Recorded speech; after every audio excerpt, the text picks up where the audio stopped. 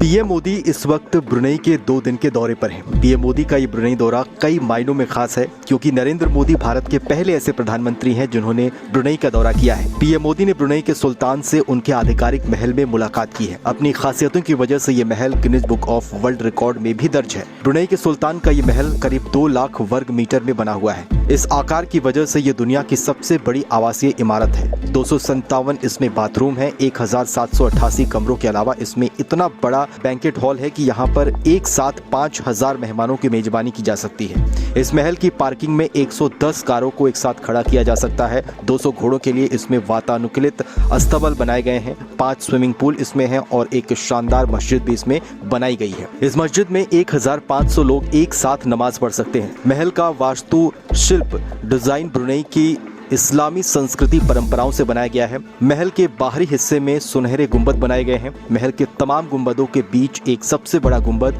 जो 22 कैरेट सोने से बनाया गया है। कहा जाता है कि ब्रुनेई के सुल्तान के पास 7000 से ज्यादा लग्जरी कारों का एक बड़ा बेड़ा है। इस छोटे से देश के बारे में आपको बताएं तो कंबोडिया, इंडोनेशिया, मलेशिया, सिंगापुर के पास ये बसा हुआ है और इसकी आबादी महज 4,61,000 के करीब है। इस आबादी में 2/3 मुसलमान हैं। खास बात यह भी है कि ब्रुनेई पर ना तो कोई घरेलू या फिर ना ही कोई विदेशी कर्ज है और ना ही इस देश ने किसी भी तरह का आर्थिक मदद किसी दूसरे देश से लिया है। भारत के लिहाज से भी देखा जाए तो ब्रुनेई की सीमा साउथ चीन सागर से लगती है और ऐसे में एशिया में चीन की बढ़ती आक्रामकता के बीच ब्रुनेई की अहमियत भारत के लिहाज से भी बढ़ जाती है। ब्रुनेई और भारत के बीच द्विपक्षीय संबंध करीब 40 साल पुराने हैं और 4 दशकों में वहां के सुल्तान करीब 4 बार भारत आ चुके हैं। 1992 और 2008 में उन्होंने भारत की राजकीय यात्रा की थी।